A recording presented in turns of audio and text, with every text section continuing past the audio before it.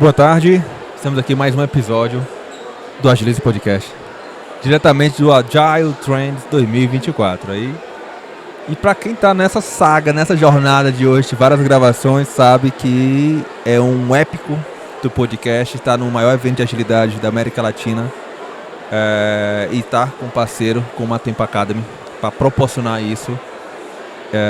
De estar realmente com essa infraestrutura. Para quem não está assistindo, não tem uma dimensão disso, mas para mim já é um épico. E nada melhor do que ter uma convidada que eu falo muito que é Blaster, Master, Top, entendeu? Então assim, isso nos engrandece bastante. Mas Thalita, boa tarde, seja bem-vinda. Obrigada. Obrigado primeiro por ter aceitado o convite. Infelizmente não saiu por mim, saiu pelo Natan, mas é meu também, viu? Como eu avisando. Mas para quem não te conhece, para quem não tem uma noção ainda de quem é a senhorita, se apresenta para o público. Vamos lá, gente. Bom, obrigada primeiro pelo convite, que não veio de você, mas tá tudo certo, a gente conversa depois. Mas vamos lá. Eu sou a Thalita Fabro, tenho uma estrada longa aí de 18 anos de banco, e aí agora mais recentemente, há 2 meses, eu vim para o mundo da saúde, estou na DASA. Fiz transição de agilidade alguns anos atrás. Antes trabalhei muitos anos na área de finanças, não só no setor bancário, mas na área de finanças propriamente dito. Depois trabalhei como PMO, fui para o mundo de projetos primeiro. Depois voltei para finanças e trabalhei muito olhando para orçamento de tecnologia, que tem tudo a ver com tudo que a gente mexe hoje também. E depois eu migrei para agilidade de verdade, né? Então tive 2 experiências bem ricas. Eu falo que eu aprendi não estudando, mas comendo farinha, arroz, feijão e farinha, que eu acho que é o melhor jeito. E aí depois eu fui estudar, né? Porque eu precisava consolidar tudo isso.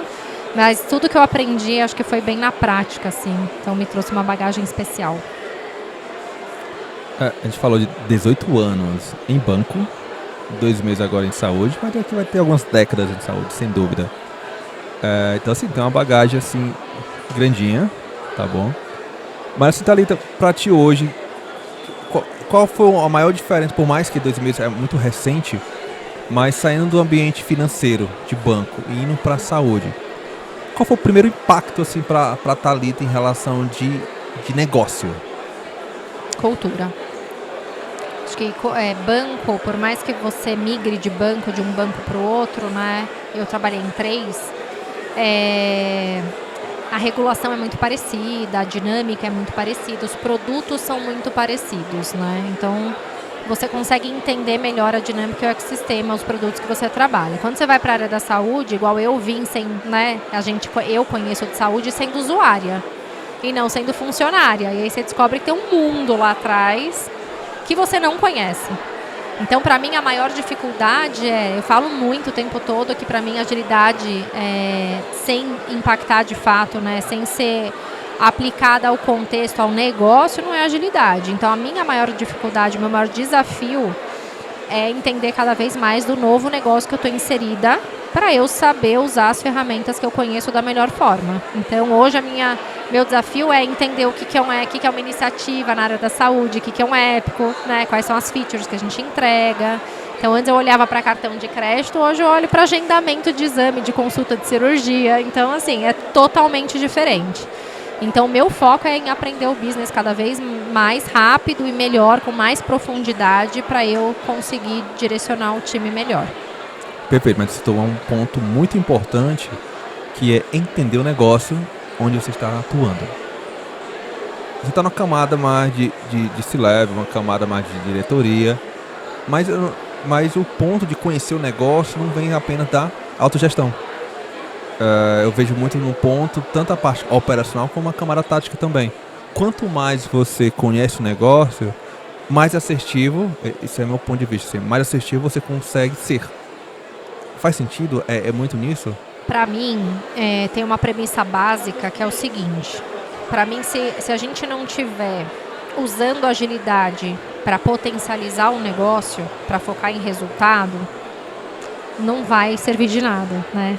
Esse é a minha premissa básica de existência da agilidade, assim. Eu acho que quando a gente tem o mindset do Eu acho que a gente entende diferente, a gente tem o mindset do cara, eu preciso saber agilidade, eu não preciso saber do negócio.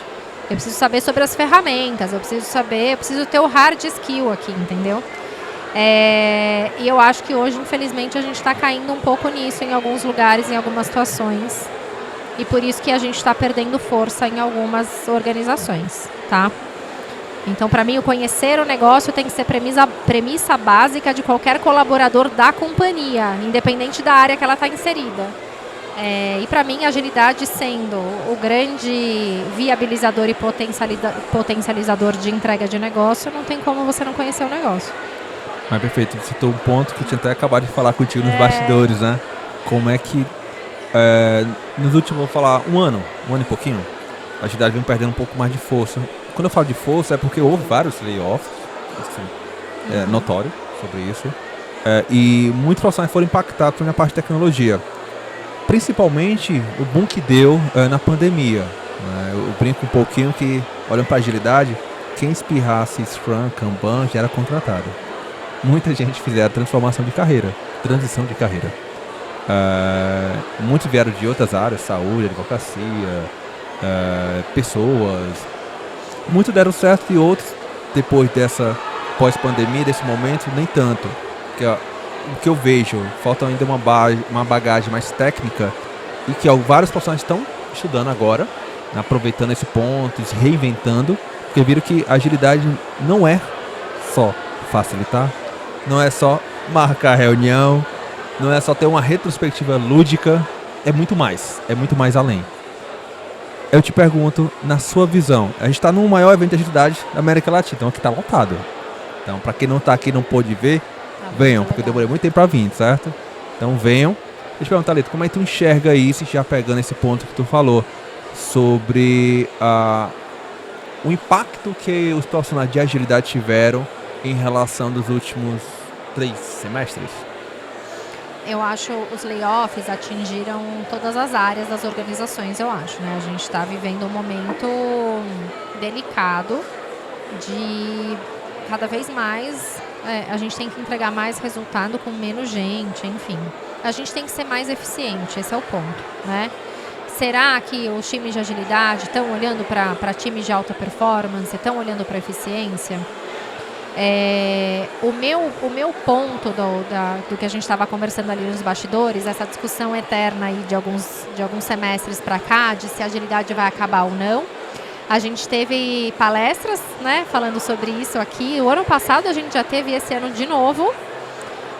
Mas o meu ponto não é nem são os layoffs, que as áreas foram reduzidas. São as empresas que acabaram com a área de agilidade. Né? A gente teve teve banco que, a gente não trabalha mais com agilidade. Mandou embora desde o head de agilidade até a última Agile Master. Então, a minha preocupação é com este movimento. E por quê? Eu acho que a gente vem sofrendo fortemente de uma geração que fez transição de carreira para agilidade porque venderam no mercado que ser agilista era a forma mais rápida de ganhar bem num curto prazo. Cara, vira agilista que a gente conhece isso de mercado, né? Você vai ganhar 10 mil reais em X meses estudando. E o pior é que isso não era mentira. Porque o mercado de agilista ficou tão inflacionado que as pessoas, o boom, né, como você falou, principalmente na pandemia, enfim, muita gente foi contratada, as áreas cresceram exponencialmente. E não é sustentável, uma hora a conta não vai fechar. Né? Nesse ponto que falou agora, por mais que hoje a gente olha assim, inviável, e ainda a pandemia também, mas na pandemia tinha profissionais mesmo, júnior, que fizeram certificação e estavam ganhando os 10 mil. Ou então um pouquinho mais. É real. E aí isso traz uma dificuldade enorme pra gente, porque o bom profissional mesmo, que antes ganhava X mil reais de salário, ele olha pro lado hoje, ele vê o cara que acabou de virar agilista e fez uma certificação ganhando a mesma coisa. Então o cara não quer mais trabalhar por aquele salário, né? E não que não valha, né? Eu valorizo a gente, né? Agilista que sou. Mas eu acho que a gente tem que se enxergar não como agilista, né? A gente tem que se enxergar como agente de transformação, como agente potencializador de resultados. Vocês vão me ouvir falar muito disso. Para mim, agilidade é a habilidade de potencializar resultado. E eu acho que a gente tem que pensar que, assim, projetos, iniciativas nunca vão morrer na vida, né? o quanto todo mundo está preparado para isso, se a agilidade morrer. Porque assim, pode ser que amanhã, o que é a agilidade morrer, na verdade? É a gente não querer mais usar o método. Mas eu acho que a pergunta que a gente tem que se fazer e a reflexão que a gente tem que fazer é: você só sabe fazer isso? Você só sabe usar os métodos ágeis para potencializar? Porque existem muitas ferramentas, né? E se amanhã decidirem que não vai ser mais agilidade, vai ser uma nova, a gente vai aprender a nova também. Mas o quanto a gente sabe absorver conhecimento e a gente tem a habilidade de olhar outras formas e outras alternativas para entregar mais resultado. Porque no final do dia é sobre resultado. E eu acho que parte da comunidade, parte das pessoas, dos nossos colegas, estão focados em ser ágil. Eu não estou focada em ser ágil, eu estou focada em entregar resultado, em potencializar o resultado de onde eu estou inserida. E hoje a gente está usando agilidade para isso, né? E eu acredito muito que a gente tem que olhar o contexto que a gente está inserido, a gente tem que ter habilidade em adaptar as ferramentas ao nosso contexto, escolher as melhores ferramentas para o nosso contexto. Então, nisso entra um pouco também, que também atrapalhou a gente, o raio da guerra de método, né? Então, a gente vê adorador de um método único, porque só esse funciona. A gente precisa acabar com isso. A gente não está aqui para dizer que o método A é melhor que o B. O A é melhor que o B em determinado contexto. Em outro contexto, o B vai ser melhor e está tudo bem, né? Mas o quanto a gente, enquanto profissional voltado para resultados, entrega de resultados, a gente está olhando para as melhores ferramentas adequadas ao nosso contexto.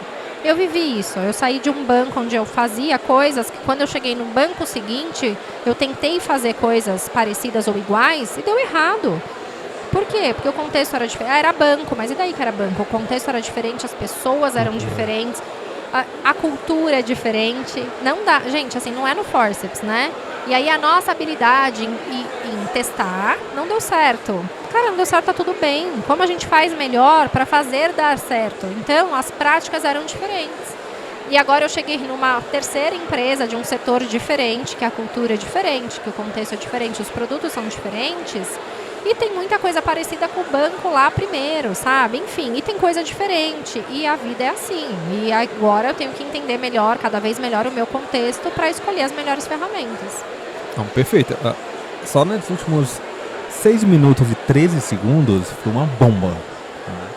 Então falou desde profissionais que durante a pandemia fizeram cursos e ganharam muito bem, obrigado.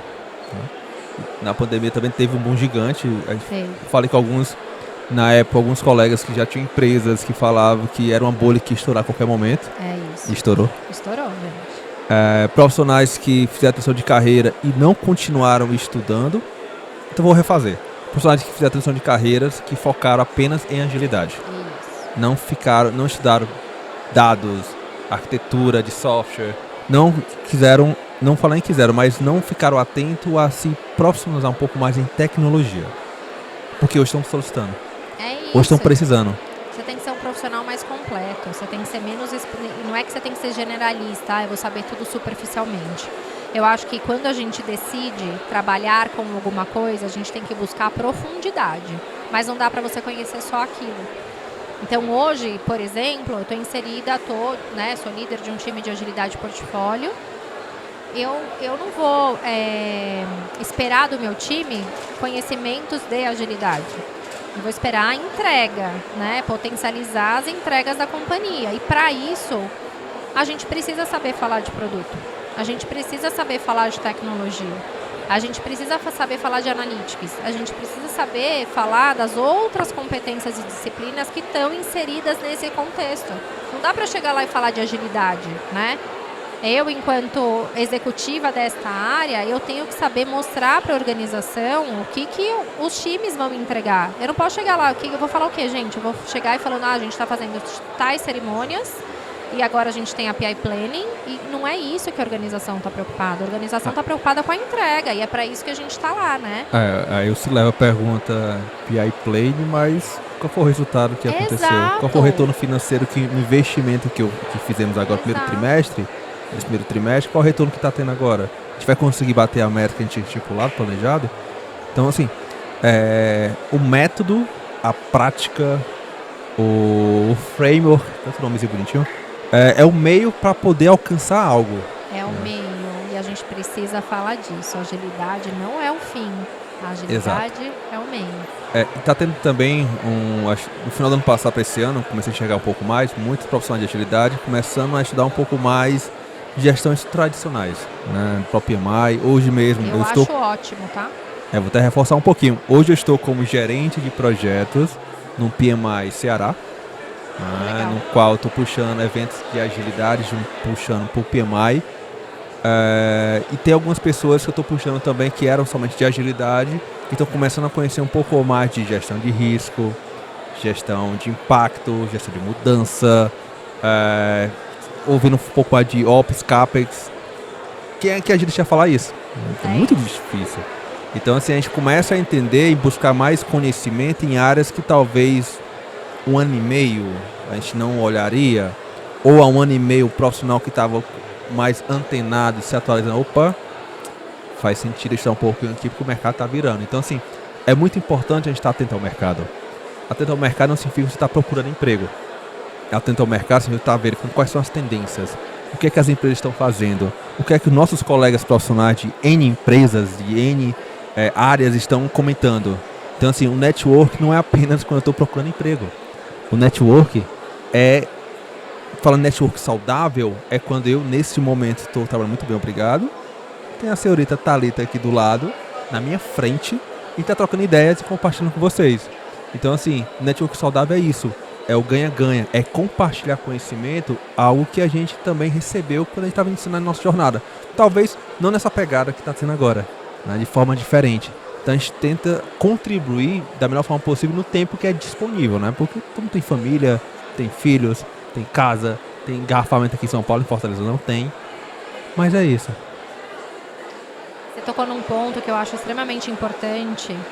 Eu, pessoalmente, tá? Minha opinião, Thalita. Eu acho extremamente rico quem já passou por uma experiência de projeto. E quem não passou, estudar projeto tradicional. Eu até comentei, eu fui PMO, né, durante um tempo da minha vida, nasci já líder ali de um time de PMO. E como foi rica essa experiência, porque te traz uma bagagem do que é um projeto de verdade, né, começo, meio e fim. Tudo aqui, todas aquelas etapas que a gente precisava fazer até chegar ao final da execução. É o que a gente fala, gestão preditiva. Né? É isso. A gente não usa mais hoje, que a gente usa, né? Porque no final do dia, um portfólio saudável é um portfólio quando a gente consegue entender que a gente tem coisas para entregar, que várias squads podem tocar, né? A gente tem um backlog ali para as squads, mas que a gente tem iniciativas e a gente vai ter para sempre, que tem começo, meio e fim. Que são coisas pontuais ali que a gente precisa entregar, que de repente a gente monta um time aqui para entregar isso, acabou, desmobilizou o time, acabou, que não é a mesma natureza de uma squad. Então, quanto mais a gente tiver profissionais que conheçam as duas coisas, os dois mundos, que tenham vivido isso, mas e que se não viveu, que vai estudar sobre isso, porque vai trazer uma bagagem muito grande, como você falou, de riscos, de custos, de dependências, de captura de valor, de resultado. É muito importante. A gente vai usar isso também sendo agilista. Perfeito. E no caso, eu comecei como analista de requisitos há um bom tempo atrás. Então, eu tive gerente de projeto, já fui líder de projeto, até conhecer realmente a agilidade e vim por esse lado. Não porque é mais simples, pelo contrário. Você começa a trabalhar a agilidade como meio. Eu vou usar uma frase que o meu amigo Y, Cabral do Pipocagem, utiliza, que a agilidade veio para humanizar as pessoas. E foi nesse ponto que eu consegui conectar. Não estou falando que gestão de projetos não é humano, mas que o agilista, quando trabalha com os métodos, querendo e focando em entregas, em resultados, você consegue querer ser mais resiliente, a se conectar, entender e buscar mais informações. É nesse viés que eu estou falando. Então, assim, Thalita, pegando um pouco, falando de alguns assuntos, mas olhando para a DASA, na sua nova casa, 2 meses ainda é uma baby ainda, não tem nem 3 meses ainda. Mas o que é que tu pode comentar, qual é o momento da DASA hoje, olhando só o próximo semestre, não estou nem falando mais além. O que é que tu pode compartilhar com a gente, como é que está esse momento?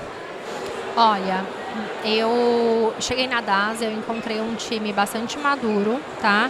A DASA, ela sofreu aí também alguns layoffs do ano passado, enfim, teve toda uma reestruturação e uma redução ali mesmo de, né, de tamanho de times. Enfim, a DASA já teve mais de 100 squads, hoje a gente tem 22 squads. Então foi uma redução significativa. Quando eu cheguei em janeiro, né, de 24, os times estavam ali se reorganizando. Então as coisas estão entrando agora num eixo, né, numa estruturação mais firme. Mas foi feito um trabalho muito forte de agilidade na DASA ano passado, principalmente. Eles avançaram vários degraus, assim, estão bem avançados em várias coisas. Entregando muita coisa nova, tá?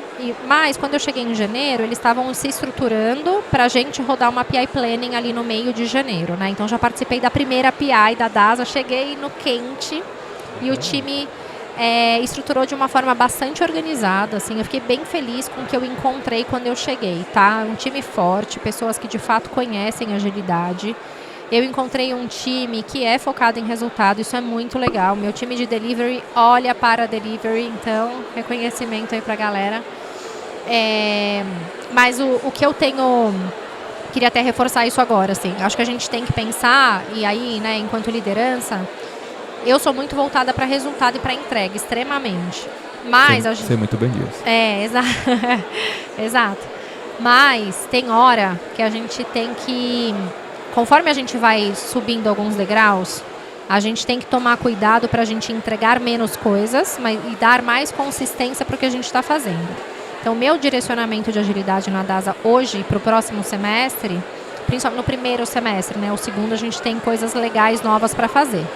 Mas nesse primeiro semestre é a gente dar consistência para o que está sendo feito e para o que foi feito ano passado. Então, assim, a gente acabou de fazer uma PI Planning, primeira PI Planning. A gente está indo para a segunda agora, na DASA. Primeira da DASA. Então, esse é o momento da gente focar na PI, em melhorias da PI. Então, quando a gente fala de PI, eu tive também aí o privilégio de rodar pela primeira vez em 2 lugares diferentes. Uma cerimônia, um rito, um evento, enfim, do que a gente quiser chamar, mas que é muito importante e traz muito ganho. Mas precisa ser muito bem conduzida. Né? E o muito bem conduzida é a gente de fato conseguir mostrar para a organização o valor que ela gera, porque ela gera muito valor. E a gente está nesse momento, né, de conseguir mostrar para a organização a organização que isso está dando, a visibilidade que isso está dando. Eu falo sempre, a gente falava muito no Carrefour, que a primeira PI para mim é transparência, visibilidade, assim, né? E que a gente tem que ser melhor a cada PI. Então, vamos começar pequeno, eu tenho trazido isso muito, muito para o time. A gente tem que ser incremental, de fato. Então, essa primeira PI, o que a gente vai mostrar para a DASA é transparência. Tudo que está sendo feito é isso daqui. Clareza de todas as dependências que a gente tem. Porque antes a gente sabia, mas era assim, um sabe, o outro sabe. Conhecimento muito nas pessoas. E não só compartilhado. Com esses movimentos de saída de pessoas, né? E não só de layoff, mas... de turnover natural da vida, o conhecimento fica muito nas pessoas. As pessoas vão embora e o que aconteceu? Leva junto. Exato. Então, é a gente, de fato, organizar tudo isso. Formalizar tudo isso. Não é burocracia, formalização não, viu, gente? É necessário. Mas é a gente mostrar para a organização que a gente está, de forma estruturada, acompanhando o que está sendo feito. E aí, nisso, você já vê, quando a gente faz esse sincronismo, a tribo 1 aqui não sabia que a tribo 2 estava fazendo alguma outra coisa, ou estava esperando que ela fizesse alguma coisa que ela está planejando só para o Q2, enfim. Essa transparência é muito importante. Então, nesse primeiro semestre, respondendo a sua pergunta, a gente está focado em dar consistência cada vez mais para a PI. Então, a gente já está no plano aqui de começar a rodar já a segunda PI Planning, o pre-work da segunda PI. Focar nisso nesse primeiro semestre. E a gente vai trabalhar muito fortemente na questão granularidade. A gente precisa ganhar um pouco mais ainda de força e maturidade quando a gente fala de iniciativa no nível estratégico, de um épico / feature no nível tático e das histórias ali que estão sendo feitas no nível operacional.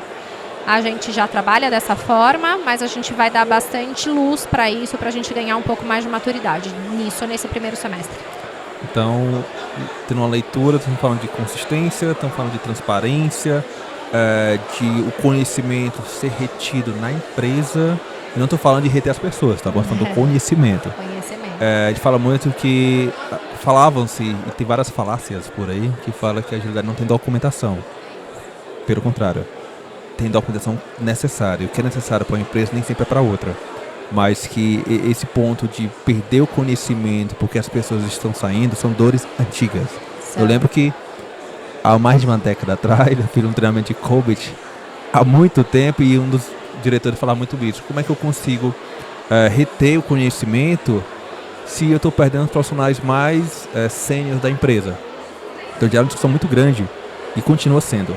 Então assim, legal você reter o conhecimento da empresa, por mais que as pessoas que fazem, mas o conhecimento da empresa, consistência, né, do que está sendo feito, transparência para dar visibilidade e a gente vai avançando cada degrau. Então assim, isso serve para qualquer empresa, para qualquer área, para qualquer momento, para o profissional, até para o profissional entender até para onde ele quer ir, né? Mas enfim, a gente está infelizmente chegando ao final. Olha, tá bom? Passou muito rápido. Mas assim, fico muito feliz. E assim, sei que teve muita transformação na DASA, houve enxugou bastante a quantidade de profissionais, na área de agilidade. Mas, eu quero trabalhar na DASA, como é que eu posso ver realmente as vagas? Eu acesso o LinkedIn, tem algum site específico da DASA? Como é que funciona isso hoje? Olha, a gente de fato, hoje, neste momento, a gente não tem vagas disponíveis, mas a DASA costuma postar no LinkedIn, né? E eu também, assim que tiver, enfim, quando eu tiver vagas, eu posto também. Então me sigam, gente, no LinkedIn, adoro me conectar com as pessoas. E, enfim, recebo bastante mensagem, troco bastante com as pessoas, mas sobre trabalhar na DASA, aguardem os posts aí no LinkedIn, que está sempre lá disponível. Então sigam a DASA, a Thalita, tá bom? Eu vou deixar os contatos da Thalita e da DASA na descrição do episódio, tá bom? Hoje não, mas durante a semana sim, tá certo? E assim, pra quem assistiu, dê um like, compartilha, se inscreva no canal. Thalita, já se inscreveu no canal? É lógico. Ah, sim, só que, né? Foi dever de casa, né? Mas enfim, então obrigado pra caramba por você estar aqui nessa saga de episódios. Mas enfim, não posso perder a oportunidade de puxar realmente quem faz acontecer, né? Então muito obrigado, Thalita. Obrigada. Agradeço pra caramba. Obrigada. E a gente se vê no próximo episódio. Acho que hoje já tem mais 2 episódios. E obrigado. Então, até a próxima. Tchau, tchau. Valeu, obrigada, gente.